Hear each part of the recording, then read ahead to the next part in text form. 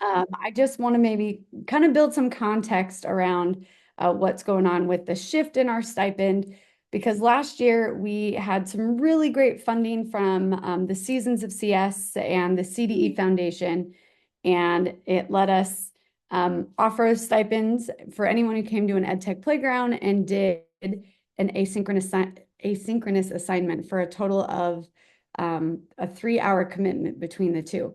This year, Seasons of CS is going after additional funding, but it doesn't look like it's going to be the extent of what we had last year. And our team is definitely in favor of paying teachers for PD they're doing outside of their day whenever we can, but we have had to make some adjustments around how we're going to offer this stipend. So just starting at some high level, the Seasons of CS funding is still pending. We're waiting to hear back whether or not that funding is going to come through from the CDE Foundation. But we want to get ready for it, because if it does come through, it's probably going to be around mid-September.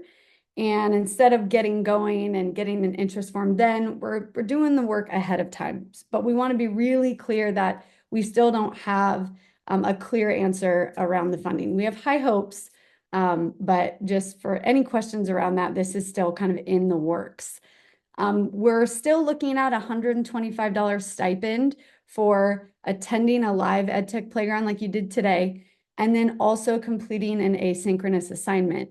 And my team and I are looking at what that looks like. I think we're going to lean heavily into the format from last year, just to give you an idea of if any of you did that asynchronous assignment during the 23-24 school year. And then the detail that also hurts our hearts, but also we're excited that we get something to kind of share with our amazing EdTech playground community is we only have a spot for 30 educators in this opportunity. And it's not what we're hoping for, but again, anytime we can pay teachers in any fashion, we want to lean into that. Also, I think the model that we're setting up is something that our Seasons of CS partner is kind of looking at, this deeper cohort model. So they really want to help us experiment with what does it look like to bring teachers together and start to build a community. So that's what we're looking at doing this next year. And then in terms of what we're going to be asking from those who do join our cohort of 30 educators, we're looking for people who can attend an orientation meeting and then also a closing meeting, all of our EdTech playgrounds. And depending on when the funding comes through, maybe sometime mid-September, it could get approved a little earlier. It could get pushed out maybe into early October. That'll really depend or help us move forward with how many EdTech playgrounds we can offer for the stipend. So it could be 4, it could be 5. We're also looking for people who are willing to take what they learned in these EdTech playgrounds and implement them into their classrooms and complete an asynchronous assignment as well for all of the series of EdTech playgrounds. So who's an ideal candidate for a cohort like this? The first thing is that you're a California public school educator. That is written into the grant language. So that's not something, unfortunately, we can offer to someone out of state or someone who teaches at a private school. But you can continue to come to all of our EdTech playgrounds for free, just like the rest of our audience, like everyone did tonight, and just take away so much amazingness from presenters like Eric. Another thing we're looking for is someone who's in front of students on a regular basis. We really want someone who can take this back to students. So if you're a teacher or maybe even a TOSA or someone who is constantly helping support technology in the classroom with students, that's going to be someone that we're looking to join this cohort. Obviously, attending all of our EdTech playgrounds is a really big deal because the spots are limited. If you know there's a playground or two that you can't attend, we're going to ask you to maybe think about sitting this one out, or maybe rearranging, if you can, your schedule to make those EdTech playground dates.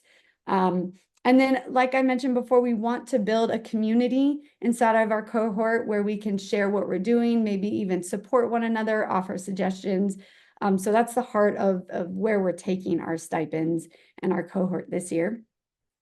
And then, just in this info session, we have 57 people who are sticking around to listen. So this is really hard for our team to have to figure out how to kind of maneuver this. But with those 30 spots, I think we're looking at modeling something that our Seasons of CS partners did with just us having people submit an application to join this this cohort. And really, we're going to be looking for a lot of these indicators for those that do join this cohort. So we can move over to the next slide. Thanks so much, Anu. So just a real quick overview of what this will look like. So we've got, depending on when funding comes out, we can either offer 5 or 4 EdTech playgrounds. And then the orientation and the closing session, attending both of those will also equal to a $125 stipend. So anywhere from $625 to $750 is what we're looking to offer members of our cohort. We've got the dates right there for our EdTech playgrounds. And as soon as we know whether or not we can get going, we'll schedule our first orientation meeting that goes in depth around what the process will look like for attending the playgrounds and completing the asynchronous assignments. Because if anyone did participate last year, there was a sign-in and sign-out process for stipends. And for this cohort, we will need to also keep track of your attendance during our EdTech playgrounds. So our orientation will go over details like that. And then our closing is really kind of a celebration of our cohort together and what we've learned, and maybe showcasing some of the things you guys tried with your students. So if you're interested, I know my amazing team has been dropping the link in the chat. We've got a Google form, and it's a list of those who are interested in learning more about this. And we'll keep you updated with any information that we learned from Seasons of CS or the CDE Foundation around when the funding is granted or whether or not it goes in a different direction. But we're really excited and hopeful for this opportunity, and are really going to fight for creating this opportunity for our educators who come to our playgrounds. So team, anything to add? Anything I missed?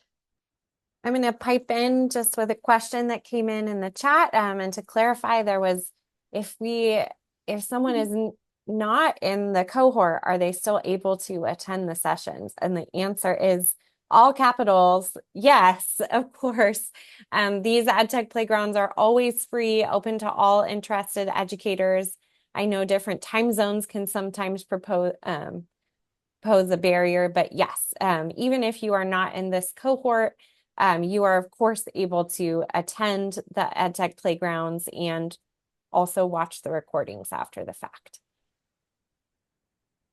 Great clarification, Stephanie. Yeah, please continue to come. And just for one more piece of clarification, this Google form is not the sign-up list. It's not the application form. It's just the, hey, I want to be updated if you learn some more about the funding or where this cohort will go. So get your name on there, even if you're not exactly sure about time commitment. This is not you committing to the cohort. It's you letting us know, I might be interested. So really great clarification. My team and I will hang around for a couple minutes, but otherwise, this info session is done. We wanted to make it quick. We understand it's after 5. Many of us have started our school day, so definitely go enjoy your Tuesday evening. And if you've got a question, feel free to hang around. Thanks so much, everybody.